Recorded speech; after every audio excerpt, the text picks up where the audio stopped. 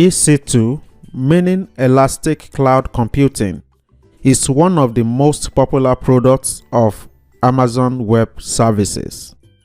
It's simply a service that enables us to create virtual computers in the cloud using Amazon Web Services platform.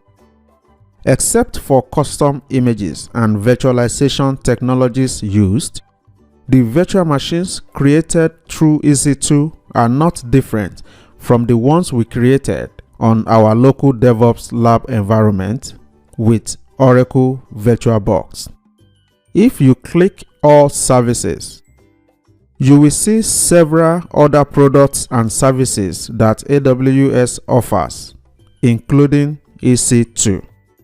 AWS EC2 service is regional based, so make sure you choose your nearest or preferred region before launching an instance. Ohio region is selected for me by default. I will click here to select a different region. There are many of them to choose from. Feel free to choose anyone, but I will choose US East North Virginia because it's close to me. I'm now at North Virginia region, and this is how you know. Now is the best time to launch an EC2 instance. Click EC2 under Services. Here is my EC2 dashboard. To launch an instance, I will click Launch Instance. Here you will choose an Amazon Machine Image AMI. Think of it as an ISO file that we used to create virtual machines on our local lab environment.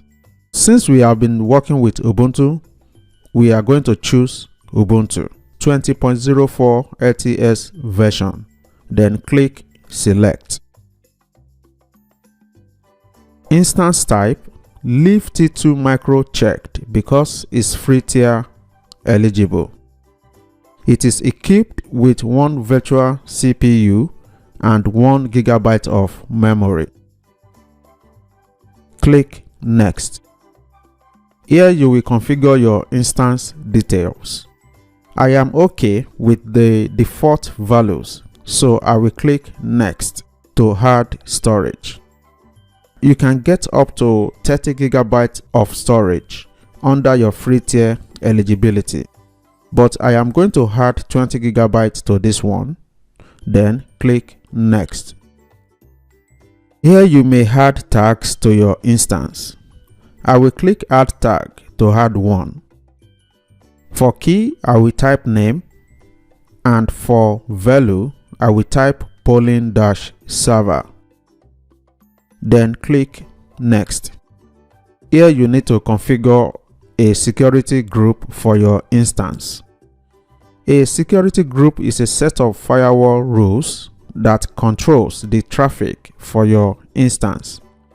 You can either create a new security group or select an existing one for your instance. For this one, I am going to create a new security group. I will name it polling-app-security-group. I will type a description for it. SSH port is opened by default. This will allow us to connect to the instance through SSH. Default port for SSH is 22.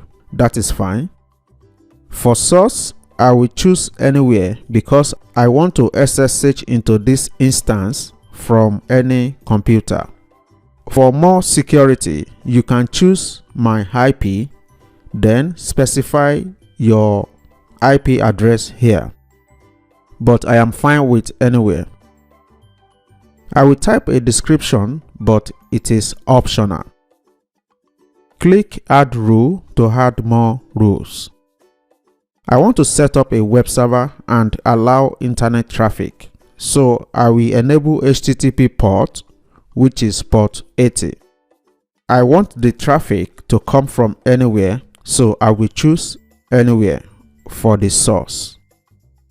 And I will type a description for the rule. I want to set up PostgreSQL database on this instance, so I will enable PostgreSQL. I will leave the default port, which is 5432. Choose anywhere for the source and type a description for the rule. And that's all that comes to mind about firewall rules for now. Click Review and Launch. Here you may review your instance to make sure that you have all that you are looking for. Then click Launch.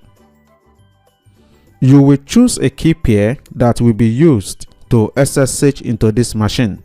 I don't have any, so I will choose to create a new key pair. I will name the key pair polling instance key pair. The name doesn't really matter, so feel free to name it anything. Then click download key pair and the key pair will be downloaded to your computer.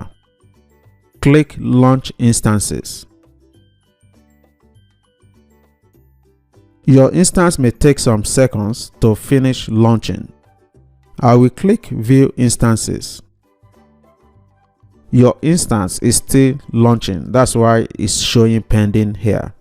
It will change to running when it's done launching.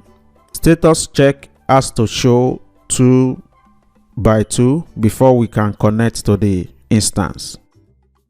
While waiting for that, I will click edit name and name the instance polling instance. Now the instance is ready for SSH connection. You can click on the instance ID to view its details.